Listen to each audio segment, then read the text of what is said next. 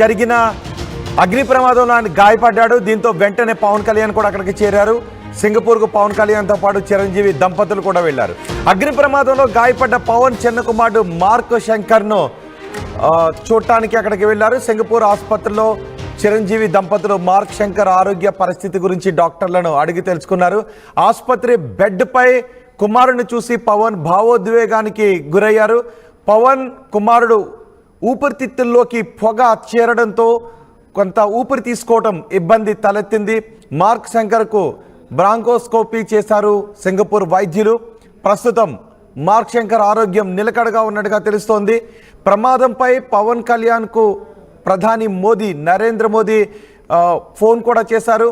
పవన్ కళ్యాణ్ చిన్న కుమారుడి ఆరోగ్య పరిస్థితి గురించి, అక్కడ జరిగిన ప్రమాదం గురించి ఆరా తీశారు. అలాగే సింగపూర్లో భారత రాయబార కార్యాలయం ద్వారా ఏదైనా సాయం కావాలి అన్న అందిస్తాము అనే విషయం గురించి కూడా వెల్లడించారు. ధైర్యంగా ఉండాలి అంటూ పవన్ కళ్యాణ్కు మోదీ భరోసా ఇచ్చారు. నిన్న పవన్ కళ్యాణ్ విశాఖ పర్యటనలో ఉండగా ఈ ప్రమాదం గురించి తెలిసింది. అయితే పవన్ కళ్యాణ్ ఆ పర్యటనను ముగించుకుని, వాళ్ళకి మాట ఇచ్చాం కాబట్టి పర్యటన ఆపొద్దు అంటే ఆ పర్యటనను ముగించుకుని ఆ తర్వాత సింగపూర్కి బయలుదేరి వెళ్లారు.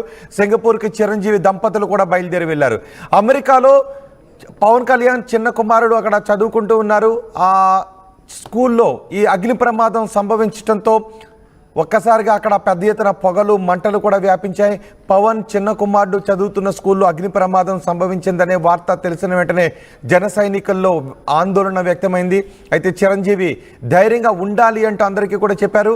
పవన్ కళ్యాణ్ చిరంజీవి దంపతులు హుటాహుటిన సింగపూర్కు బయలుదేరి వెళ్లారు. పవన్ చిన్న కుమారుడు ప్రస్తుతం ఆరోగ్యంగానే ఉన్నాడు, ఆరోగ్యం నిలకడగానే ఉంది అని చెప్తున్నారు. పవన్ కళ్యాణ్ మాట్లాడారు తన కుమారుడి ఆరోగ్యం గురించి. ఒకసారి పవన్ కళ్యాణ్ ఏం మాట్లాడారో చూద్దాం. పొద్దున్నే ఒక 7:30 ఫోన్ వచ్చింది.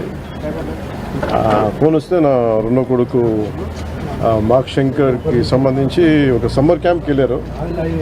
సమ్మర్ క్యాంప్కి వెళ్తే అక్కడ అంటే నా వైఫ్కి ఫోన్ వచ్చింది, ఇట్లా ఫైర్ యాక్సిడెంట్ అయింది, స్కూల్ మన సమ్మర్ క్యాంప్ స్కూల్ నుంచి ఫోన్ చేశాను.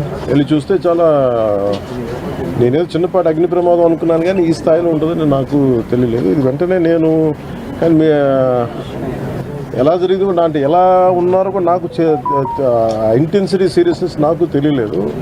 అంత బాగుంటుంది అనుకున్నాను. చూస్తే ఇప్పుడు తనని ప్రస్తుతం హాస్పిటల్లో జాయిన్ చేశారు, బ్రాంకోస్కోపీ పెడతా ఉన్నారు. Very tragic news.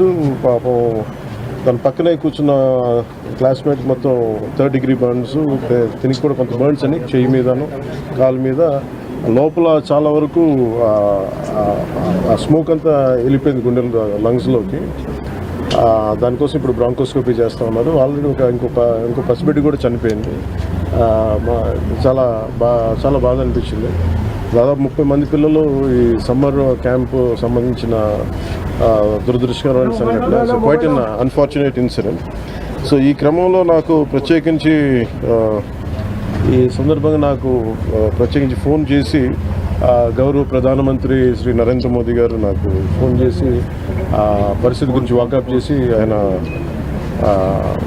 అక్కడ సింగపూర్ మనకి ఇండియన్ హై కమిషనర్ కూడా తెలియజేసినందుకు మనస్ఫూర్తిగా ప్రధానమంత్రి నరేంద్ర మోదీ గారికి నా హృదయపూర్వక ధన్యవాదాలు తెలుపుకుంటా ఉన్నాను. అలాగే మీటింగ్లో ఉండగానే నారా చంద్రబాబు నాయుడు గారు, గౌరవ ముఖ్యమంత్రి నారా చంద్రబాబు నాయుడు గారికి ఫోన్ చేసి కూడా వాకప్ చేశారు. వారికి కూడా నా కృతజ్ఞతలు తెలియజేస్తాను. అలాగే నారా లోకేష్ గారికి కూడా ప్రత్యేకించి ఫోన్ చేసి అడిగారు. అలాగే హోంమంత్రి అనిత్ గారు కూడా అడిగారు. అలాగే కేటీఆర్ గారికి కూడా నా ప్రత్యేకమైన తెలియదు. అలాగే ఆంధ్రప్రదేశ్ మాజీ ముఖ్యమంత్రి శ్రీ జగన్మోహన్ రెడ్డి గారికి కూడా నా ధన్యవాదాలు తెలియజేస్తాను. తమిళనాడు మాజీ ముఖ్యమంత్రి శ్రీ ఎడప్పాడి పళనిస్వామి గారికి, కేంద్ర మంత్రులు కిషన్ రెడ్డి గారికి, బండి సంజయ్ గారికి, ఆంధ్రప్రదేశ్ ఉపసభాపతి రఘురామకృష్ణరాజు గారికి, రాష్ట్ర మంత్రులు అచ్చెన్నాయుడు గారు, నాదెండ్ల మనోహర్ గారు, దుర్గేష్ గారు, బీజేపీ ఓబీసీ మోర్చా అధ్యక్షులు doctor K Lakshman garu, BRS working president Shri KTR garu, అలాగే మిగతా ఎంపీలు, ఎమ్మెల్సీలు హరీష్ రావు గారికి, అలాగే ఆంధ్రప్రదేశ్ గవర్నర్ జస్టిస్ అబ్దుల్ నజీర్ గారికి, తెలంగాణ రాష్ట్ర ముఖ్యమంత్రి గౌరవ ముఖ్యమంత్రి రేవంత్ రెడ్డి గారికి, పౌర విమానయాన శాఖ మంత్రి శ్రీ రామ్మోహన్ నాయుడు గారు, ప్రతి ఒక్కరికి పేరు పేరున ధన్యవాదాలు. అలాగే తోటి నటినట్లందరూ కూడా మనస్ఫూర్తిగా ఈ సందర్భంలో నాకు వారి వాళ్ళ సందేశాన్ని నాకు తెలియజేశారు. వాళ్ళ గుడ్ విషెస్ చెప్పారు. మనస్ఫూర్తిగా వారందరికీ పేరు పేరున నా ధన్యవాదాలు తెలుపుకున్నాను. నన్ను అలాగే నా ట్విట్టర్ అకౌంట్ ద్వారా, పార్టీ ట్విట్టర్ అకౌంట్ ద్వారా అందరికీ నా ధన్యవాదాలు తెలియజేస్తాను. మీ అందరికీ కూడా ప్రతి ఒక్కరు, అలాగే జనసేన నాయకులు, కార్యకర్తలు చాలామంది పూజా కార్యక్రమాలు నిర్వహించి త్వరగా కోలుకోవాలని చేశారు. వారికి కూడా ప్రత్యేకించి ధన్యవాదాలు. బట్ అన్ఫార్చునేట్ ఏంటంటే ఈరోజు నా పెద్ద కొడుకు అకిరా పుట్టినరోజు. అదే రోజున రెండో కొడుకు ఈ విధంగా జరగటం కొంత ఒక అన్ఫార్చునేట్ కోఇన్సిడెన్స్ అనిపించింది. Quite strange. బట్ ఎక్కడ ప్రోగ్రామ్స్ ఆపలేదు, మేము చేసుకుంటూ వెళ్ళిపోయాం. కానీ మేబీ ఈరోజు సాయంత్రం నేను వెళ్ళి ఒకసారి అలాగే ఇండియన్ హై కమిషన్ గారితో మాట్లాడాను. సో వాళ్ళు కూడా పంపించి ఏం జరిగింది అని మొత్తం తెలుసుకొని చెప్పారు. అక్కడ అవసరమైన సహాయ కావాలంటే మేము చేస్తామని చెప్పారు. సో మనస్ఫూర్తిగా మీ అందరికీ పేరు పేరున మీడియా మిత్రులందరికీ ప్రతి ఒక్కరికి తన కుమారుడు అగ్ని ప్రమాదంలో గాయపడ్డాడు అని తెలిసిన తర్వాత అదేదో చిన్న ప్రమాదం అని అనుకున్నాను, కానీ అక్కడికి వెళ్ళిన తర్వాత ఈ ప్రమాద తీవ్రత ఇంతుంది అనే విషయం తెలిసింది అని పవన్ కళ్యాణ్ అంటూ ఉన్నారు. ఆ ప్రమాదంలో 3 చనిపోవడం కూడా విషాదం. పవన్ కళ్యాణ్ చిన్న కుమారుడు ఈ ప్రమాదంలో కాళ్ళు చేతులకు గాయాలయ్యాయి. దట్టమైన పొగ, చిన్నపిల్లలు ఆ పొగను పీల్చుకోవడం ద్వారా ఊపిరితిత్తులకు సంబంధించి కొన్ని ఇబ్బందులు తలెత్తే అవకాశం కూడా ఉంటుంది. చిన్న పిల్లలు కాబట్టి పొగకి వెంటనే ఉక్కిరిబిక్కిరి అయిపోతారు. ఆ వేడికి ఒక్కసారిగా, ఆ మంటలకు ఒక్కసారిగా గందరగోళానికి గురవుతారు, భయాందోళనకు గురవుతూ ఉంటుంటారు. సో పవన్ కళ్యాణ్ చిన్న కుమారుడికి పొగ ఎక్కువగా ఊపిరితిత్తుల్లోకి చేరడంతో కొంత ఇబ్బంది తలెత్తింది అని వైద్యులు చెప్పారని పవన్ కళ్యాణ్ చెప్తున్నారు. దానికి సంబంధించిన కొన్ని పరీక్షలు కూడా చేస్తున్నట్టుగా చెప్తున్నారు. పవన్ కళ్యాణ్తో పాటు చిరంజీవి దంపతులు కూడా సింగపూర్కు చేరుకున్నారు.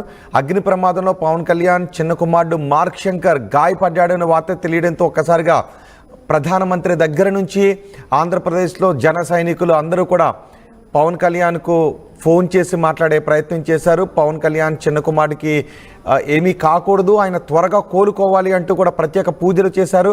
వాళ్ళందరికీ కూడా నా ధన్యవాదాలు అని పవన్ కళ్యాణ్ చెప్తున్నారు. చిరంజీవి కూడా సింగపూర్కు వెళ్తున్న దృశ్యాలు మనం ఆర్టీవీ స్క్రీన్ పైన చూస్తున్నాం. మార్క్ శంకర్కు గాయాలయ్యాయి అని తెలిసిన వెంటనే ఒక్కసారిగా అందరూ ఆందోళనకు గురయ్యారు. ఇటు చిరంజీవి దంపతులు, పవన్ కళ్యాణ్ కూడా సింగపూర్కు హుటాహుటిన బయలుదేరి వెళ్ళడంతో ఆ ప్రమాద తీవ్రత ఎలా ఉంది, మార్క్ శంకర్కు ఎలా ఉంది అంటూ ఇటు జన సైనికులు కూడా భయాందోళన వ్యక్తం చేశారు. ఆంధ్రప్రదేశ్ ముఖ్యమంత్రి అలాగే మాజీ ముఖ్యమంత్రి ఇద్దరు కూడా పవన్ కళ్యాణ్ చిన్న కుమారుడు కోలుకోవాలి అంటే ఆకాంక్షిస్తూ ట్వీట్లు కూడా చేశారు. ప్రధాని నరేంద్ర మోదీ పవన్ కళ్యాణ్కు ఫోన్ చేసి అక్కడ ఏదైనా అత్యవసర సాయం కావాలి అంటే అందించడానికి సిద్ధంగా ఉన్నాము, భారత ఎంబసీ కూడా ఈ విషయంపై ఏదైనా సహాయం కావాలి అంటే అందించడానికి సిద్ధంగా ఉంది అంటూ ప్రధానమంత్రి కూడా పవన్ కళ్యాణ్కి ఫోన్ చేసి మాట్లాడారు. ప్రస్తుతం సింగపూర్ ఆసుపత్రిలో మార్క్ శంకర్ కోలుకుంటూ ఉన్నాడు. ఆసుపత్రి బెడ్పై ఉన్న తన కుమారుని చూసి పవన్ కళ్యాణ్ భావోద్వేగానికి గురయ్యారు.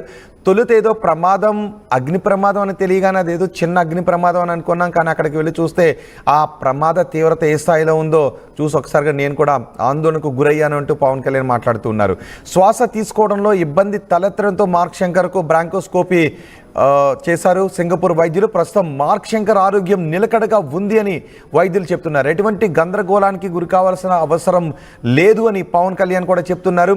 ఎవరైతే తన కుమారుడి ఆరోగ్య పరిస్థితిపై వాకబు చేశారో వాళ్ళందరికీ కూడా ధన్యవాదాలు తెలియజేసుకుంటున్నాను అంటూ పవన్ కళ్యాణ్ మాట్లాడారు.